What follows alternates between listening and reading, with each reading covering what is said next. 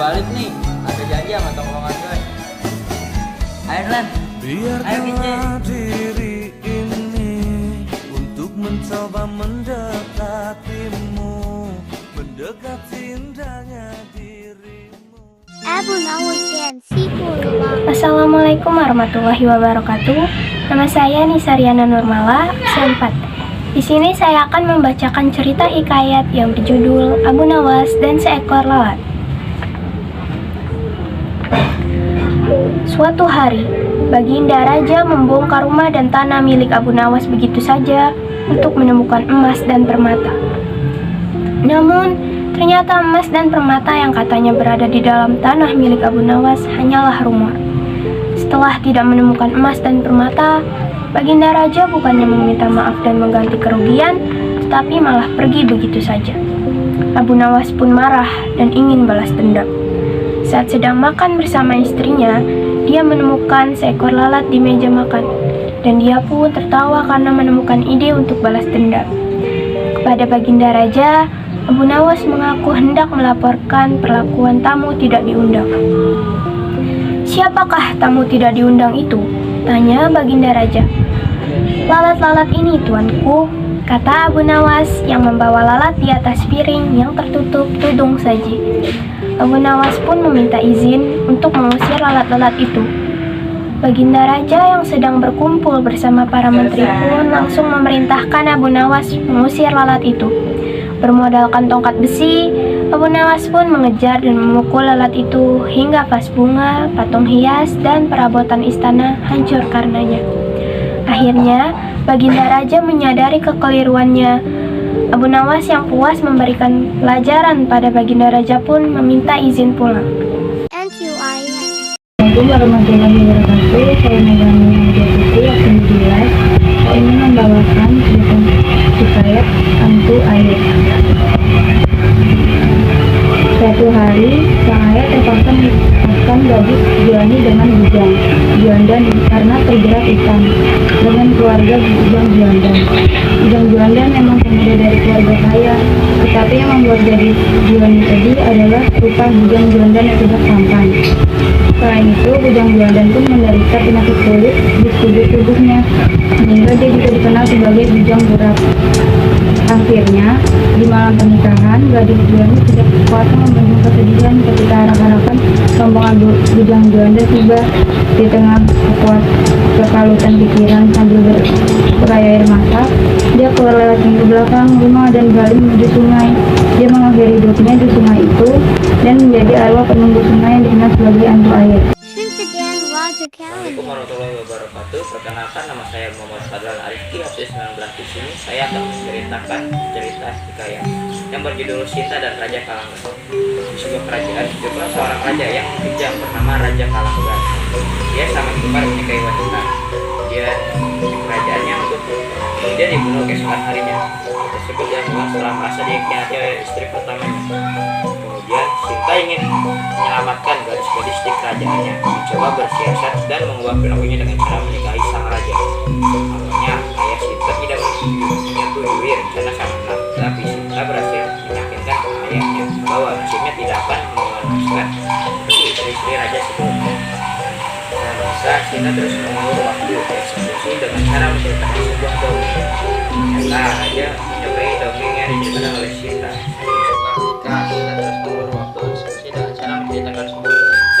Ternyata raja menyukai dongeng yang diceritakan oleh Sinta.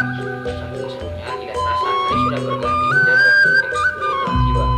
Namun Sinta yang mencari tertib kemudian berkata bahwa ceritanya akan dilanjutkan besok malam. Raja yang kejam itu pun menyetujuinya karena sangat menyukai cerita tersebut. Dengan begitu Sinta pun belum terbunuh karena ceritanya belum selesai. Tidak terasa sudah 30 hari cerita tersebut bercerita kepada semua orang saja. Hingga akhirnya dia melupakan hukuman mati kepada istrinya tersebut. Keberanian Sinta berbuat manis karena ia bisa menyelamatkan perempuan-perempuan lain di wilayahnya dan membuat Raja Kalanggan menjadi orang yang mencintai rakyatnya. Assalamualaikum warahmatullahi wabarakatuh. Nama saya Raisa Dini, absen 27. Kali ini saya akan membaca cerita hikayat saya yang berjudul Si Miskin. Pada zaman dahulu kala, hidup sepasang suami istri yang miskin di negeri antah berantah. Untuk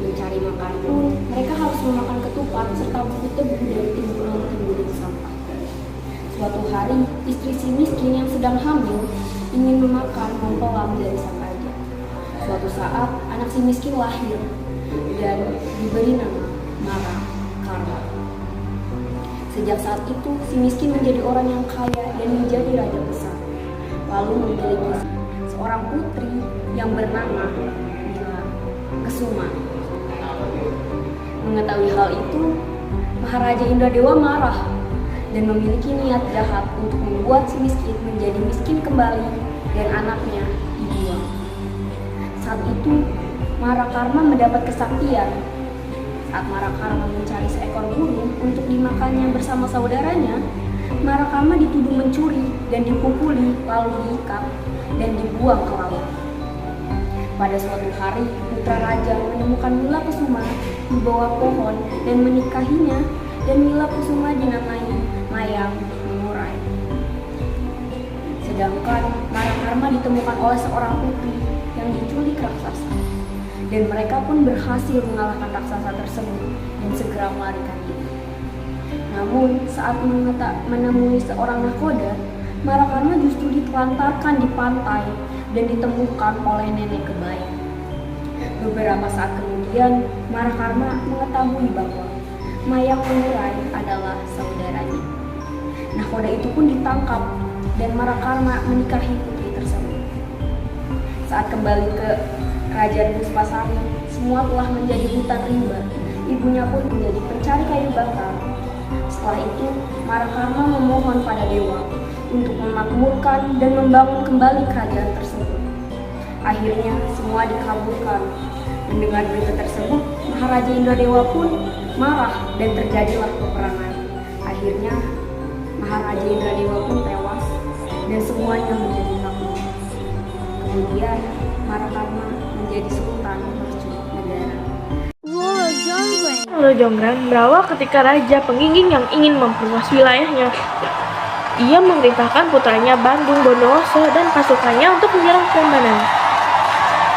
Setibanya di Prambanan, Bandung Bondowoso langsung menyerbu ke dalam istana.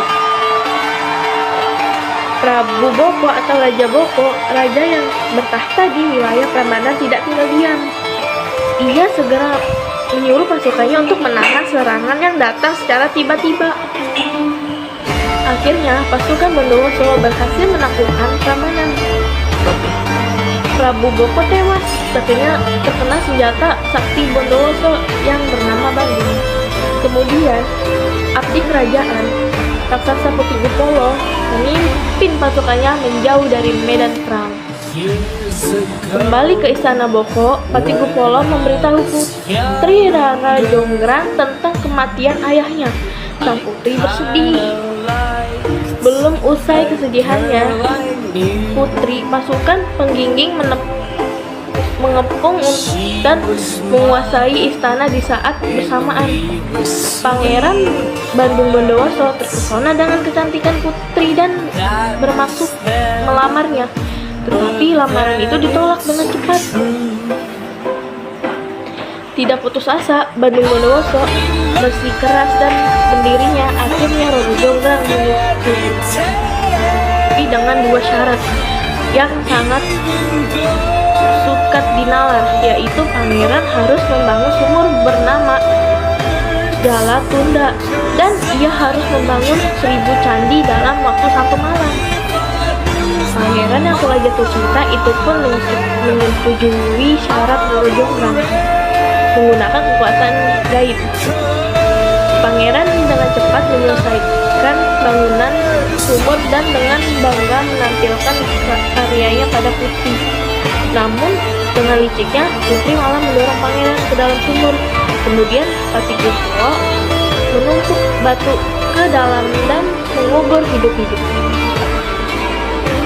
Dengan susah payah, Bandung Bondowoso berhasil lantaran rasa cintanya pada putri terlalu kuat. Ia memaafkan sang putri. Untuk memenuhi syarat yang kedua, Bandung Bondowoso bersemedi dan memanggil jin di bumi. Jin merupakan baletarana pangeran yang dapat dipanggil dalam waktu sekejap. Dengan bantuan mereka, ia telah membangun 9 bercanda bangunan sumur dan dengan bangga menampilkan karyanya pada Putri. Namun dengan liciknya Putri malah mendorong pangeran ke dalam sumur. Kemudian Patikusilo menumpuk batu ke dalam dan mengubur hidup-hidup. Dengan susah payah Bandung Bondowoso berhasil lolos. Lantaran rasa cintanya pada Putri terlalu kuat, ia memaafkan sang putri. Untuk memenuhi syarat yang kedua, Bandung Bondowoso bersemedi dan memanggil jin di bumi. Jin merupakan baletarana pangeran yang dapat dipanggil dalam waktu sekejap. Dengan bantuan mereka, ia telah membangun 99 candi dan mulai mengerjakan yang terakhir. Untuk menggagalkan usahanya tersebut, sang putri dari pelayan menyatakan api di timur dan menumbuk pagi kegiatan tradisional di kelab pagi. Taktik ini berhasil memecah para jin. Para jin berpikir bahwa matahari akan segera terbit.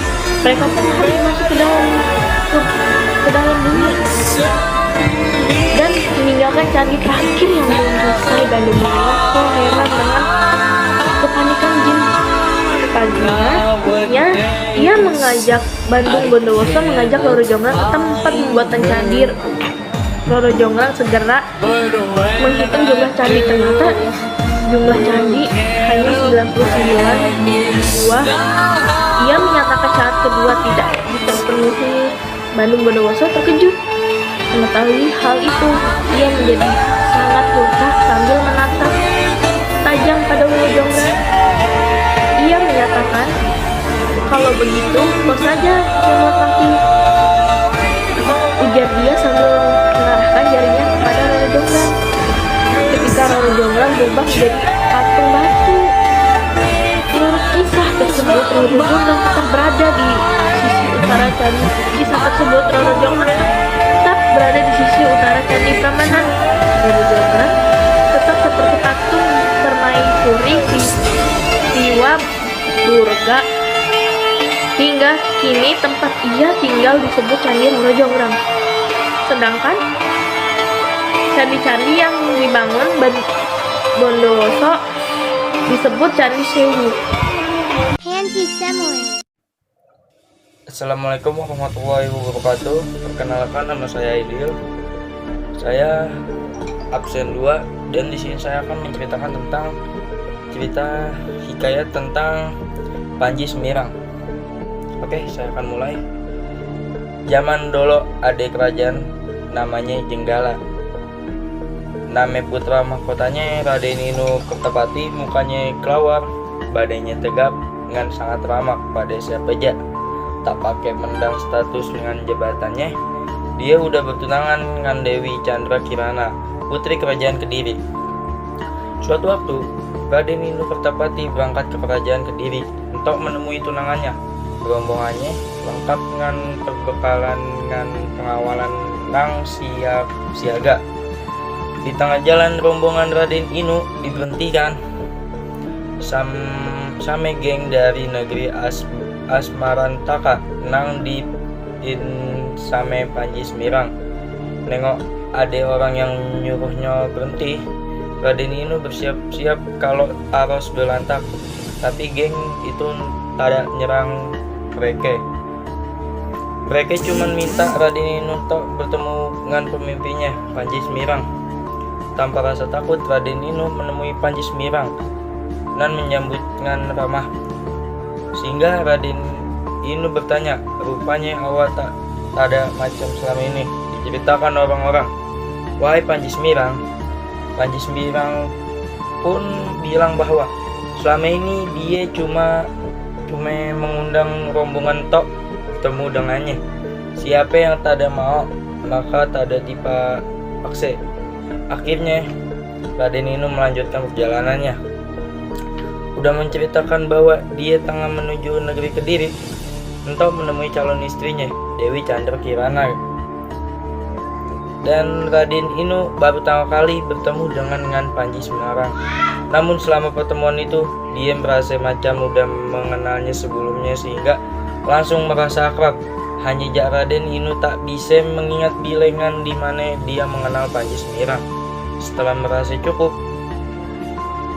berbincang-bincangan dengan Panji Semarang, Raden Inu pun melanjutkan perjalanannya menuju Kediri. Tiba di Kediri, rombongan Raden Inu disambut dengan meriah. Bahkan selain Raja Kediri bernama Dewi Likunang memiliki putri bernama Dewi Iyajeng ikut menyambut kehadiran Raden Inu Kartapati. Hanya je Raden Inu tak ada. Terima kasih.